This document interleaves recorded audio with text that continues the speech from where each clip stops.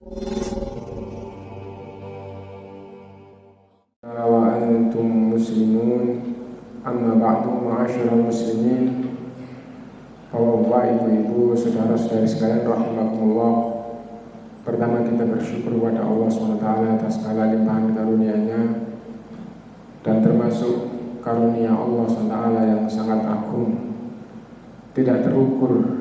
Seandainya orang Islam itu betul-betul memahami, yaitu nikmat menjumpai bulan Ramadan bagi umat Islam. Tapi yang ingin saya sampaikan, mudah-mudahan kita semuanya menjadi sama-sama memahami tema yang sangat agung tapi disampaikan dengan sangat singkat, yaitu bahwa semua kebaikan yang Allah berikan di dunia ini, mulai yang paling kecil sampai yang paling agung, itu nikmat sekaligus sebagai ujian. Apabila nikmat itu betul-betul diterima dan sesuai dengan aturan Allah SWT, maka menjadi nikmat yang sangat membahagiakan dunia akhirat. Tapi jika nikmat itu tidak diterima, atau diterima dan tidak dijalankan sebagaimana tuntunan Allah SWT, maka itu justru menjadi malapetaka, justru menjadi kesengsaraan bagi manusia itu. Adapun yang paling global adalah, ayat yang paling global adalah Allah SWT berfirman, la in syakartum la azidannakum wa la in kafartum inna adzabi lasyadid. Semua yang pernah mendengar apalagi membahas ayat ini faham ini masalah nikmat. La in syakartum, jika kalian bersyukur atas nikmat yang Allah berikan pada kalian, aku akan tambah nikmat-nikmat pada kalian di dunia dan di akhirat, dan puncaknya adalah nanti surga di akhirat.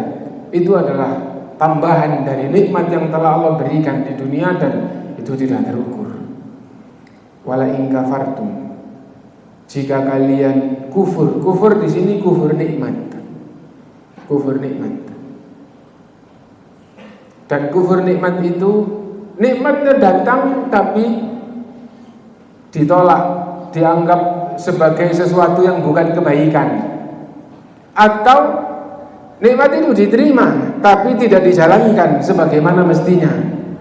Kebaikan diterima tapi digunakan untuk hal-hal yang jelek. Itu namanya tidak syukur. Kalau orang itu dikasih kendaraan, dikasih rumah, terus diterima tapi ternyata digunakan untuk hal-hal yang jelek, itu namanya tidak berterima kasih kepada yang memberi. Wala in kafartum inna adzabi lasyadid. Terus tentang nikmat apa ini? Ternyata semuanya, nikmat yang paling agung yang tidak ada duanya adalah hidayah.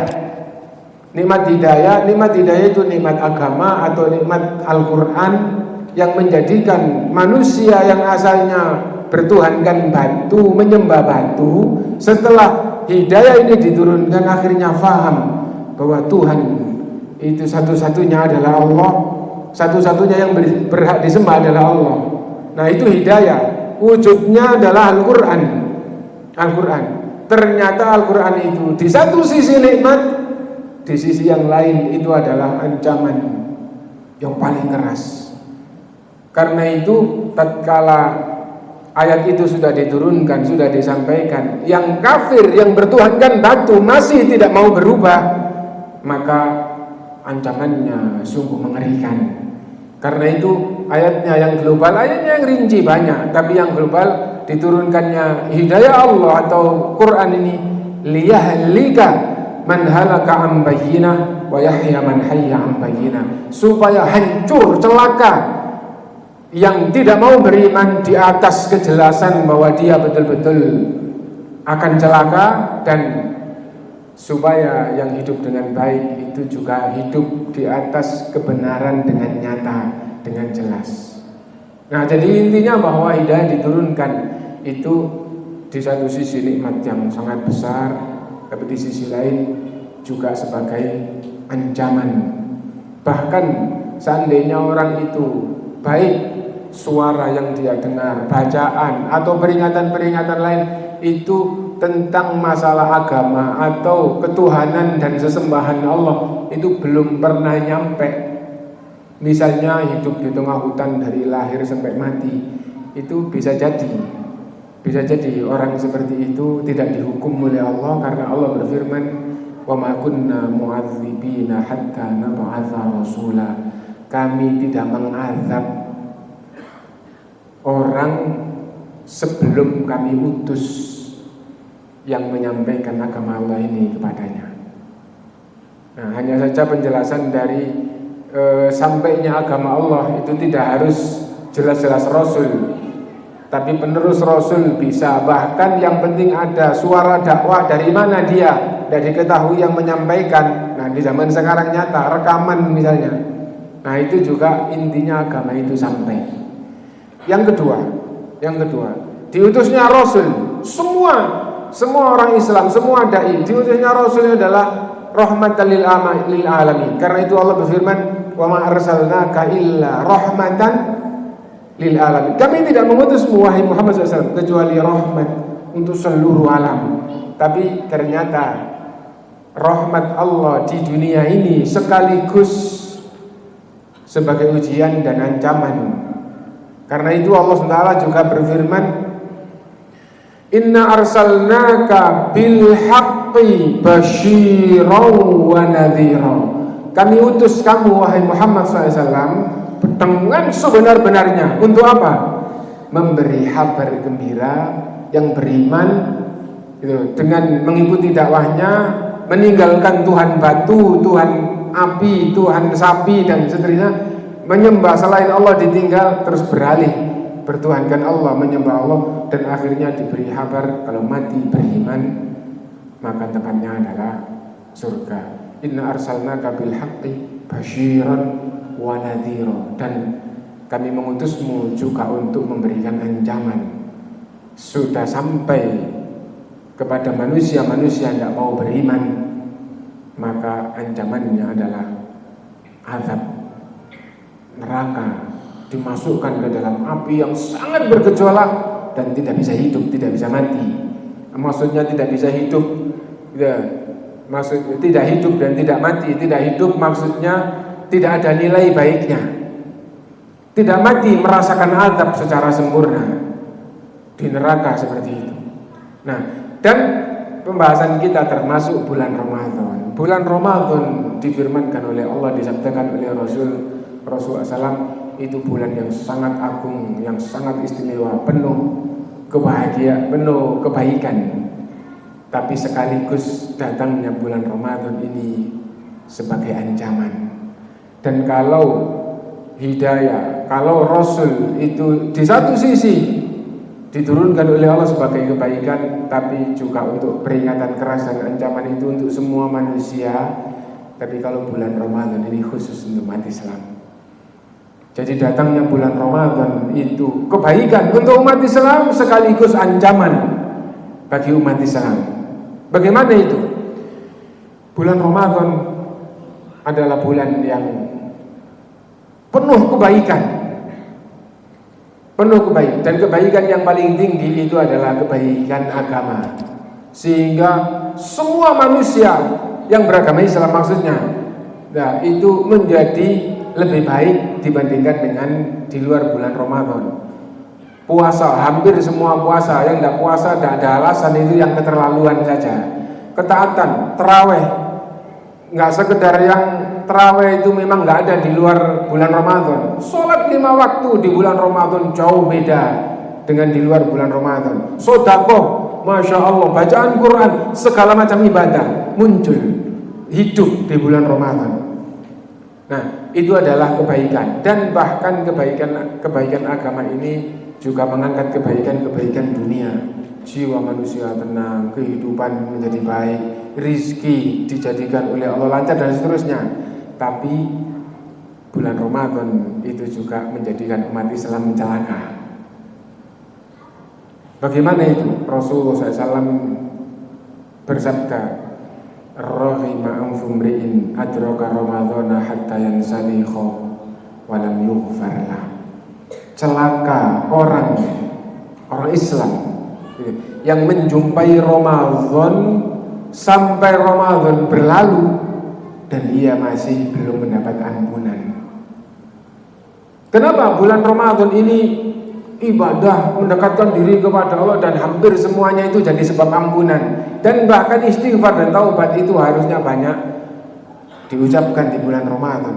Bulan Ramadan masih tidak mendapatkan ampun. Dia jumpai awal sampai berlalu sampai akhir masih tidak dapat ampunan. Dinyatakan oleh Rasul, orang Islam seperti ini itu bakal celaka. Lagi Rasulullah bersabda di dalam hadis yang diriwayatkan oleh Ibnu Majah dan disahihkan oleh banyak ulama, Rasulullah bersabda, atakum syahrul Ramadan, datang pada kalian bulan Ramadan, syahrun mubarak, bulan yang diberkahi. Apa maksudnya diberkahi? Al-barakatu al-khairul kathirul mustamir. Barokah itu artinya kebaikan banyak tidak terputus. Berarti datang pada kalian bulan Ramadan, bulan yang diberkahi, bulan yang banyak kebaikan dan tidak terputus. 24 jam selama sehari dan selama sebulan. Itu banyak kebaikan dan tidak terputus. Gitu. Akhirnya kebaikan siang malam itu menjadi sangat gampang diraih oleh umat Islam. Terus menjelang akhir dari hadis ini, karena hadisnya panjang, di akhir menjelang akhir penggalan sebelum akhir, tughallu fihi syayatin, setan-setan dibelenggu yang menjadikan manusia itu kenapa kok berbuat jelek, kenapa meninggalkan ketaatan, karena godaan setan. Tapi syaitannya dibelenggu sehingga tidak bebas lagi mengganggu manusia. Bukan tidak bisa mengganggu, tidak bebas mengganggu manusia. Nah, jadi untuk kebaikan gampang, untuk jelek sangat lemah. Man hurima khairaha faqad hurim. Siapa yang di bulan Ramadan tidak bisa baik, tidak akan bisa baik di luar bulan Ramadan. Kamu bulan Ramadan tidak puasa, bagaimana mungkin orang seperti kamu puasa di luar bulan Ramadan? Kamu di bulan Ramadan tidak terawih, bagaimana mungkin orang seperti kalian akan qiyamul lail sebulan? Dan seterusnya, di bulan Ramadan syaitan dibelenggu, kamu masih tidak bisa baik.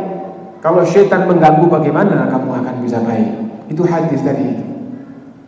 Nah, karena itu bulan Ramadan di samping ini adalah nikmat yang agung, peringatan bagi umat Islam jangan sampai di bulan Ramadan tidak bisa jadi baik. Nah, karena itu bulan Ramadan ini adalah waktunya orang itu baik, mendapatkan kebaikan banyak, tapi ketetapan kebaikan nanti kalau ternyata masih hidup setelah bulan Ramadan itu bukan bulan Ramadan. Ya, bulan Ramadan ini adalah madrasah, ini adalah persiapan dan betul-betul jadi baik, tapi nanti dilepas lagi setelah bulan Ramadan. Nah, dan satu lagi yang terakhir dengan singkat, puasa. Puasa ini untuk Allah. Mulai maghrib, mulai subuh sampai maghrib. Disabdakan oleh Rasulullah dalam hadis qudsi, firman Allah. Jadi firman Allah tapi bukan di Quran. Gitu. Firman Allah tapi adanya di hadis. Rasulullah SAW bersabda, Allah berfirman, semua amal anak Adam itu untuk dirinya kecuali puasa, sesungguhnya puasa itu untukku. Illa siyama fa innahu li. Nah, puasa yang untuk Allah itu yang seperti apa? Puasa itu gampangnya ini sesuatu yang baik. Dalamnya diisi apa? Subuh sampai zuhur diisi apa? Tidur toh atau sia-sia toh atau urusan dunia?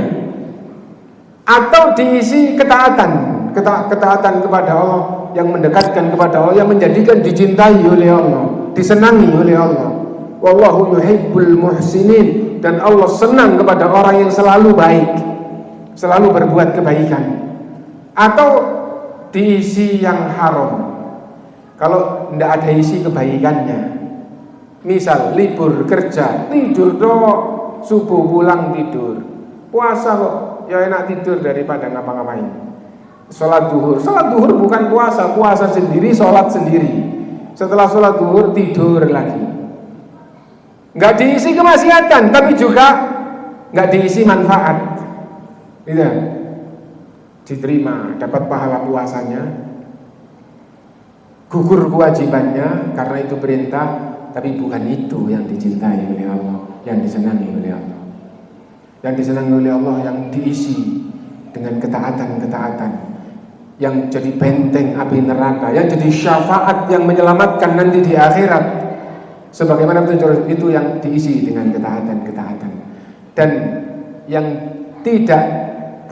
yang diisi dengan kemaksiatan, baik ucapan dosa maupun perbuatan dosa. Allah tidak butuh puasa orang kayak gitu, hanya meninggalkan makan dan minum. Sekarang puasa kita isi apa? Kita isi kebaikan, atau sehingga dicintai oleh Allah puasa kita, dan kita juga dicintai oleh Allah, atau diisi ucapan dosa atau perbuatan dosa sehingga falaisa lillahi hajatun fi ayyata at'amahu wa syaraba. Tidak man lam yada' qaula zur wal amal, siapa yang puasa tidak bisa meninggalkan ucapan dosa, perbuatan dosa, falaisa lillahi hajatun fi ayyata at'amahu wa syaraba. Allah tidak butuh puasanya orang yang hanya meninggalkan makan dan minum, tapi ucapan dan perbuatan dosa tidak ditinggal. Nggak butuh Allah puasa kayak gitu. Lalu salah satu penjelasannya, puasa itu meninggalkan makan minum yang asalnya halal. Kamu kepingin baik kepada Allah di bulan Ramadan, makan minum berhubungan suami istri siang hari itu halal, ditahan dalam rangka ibadah. Yang haram, ucapan dosa, perbuatan dosa tidak ditinggal, yang halal ditinggal, yang haram malah diteruskan. Allah tidak butuh puasa kayak gitu. Ini yang bisa saya sampaikan, mudah-mudahan betul-betul menyentuh dan menjadi bekal kita, sehingga kita memasuki bulan Ramadan tahun ini betul-betul bisa dengan sebaik-baiknya kita isi puasa kita dengan banyak ketaatan, sehingga puasa kita disenangi oleh Allah dan kita disenangi oleh Allah. Wallahu yuhibbul muhsinin. Allah senang kepada orang-orang yang selalu baik. Subhanakallahumma bihamdika asyhadu an la ilaha illa anta astaghfiruka wa atubu ilaik. Walhamdulillahirabbil alamin. Wassalamualaikum warahmatullahi wabarakatuh.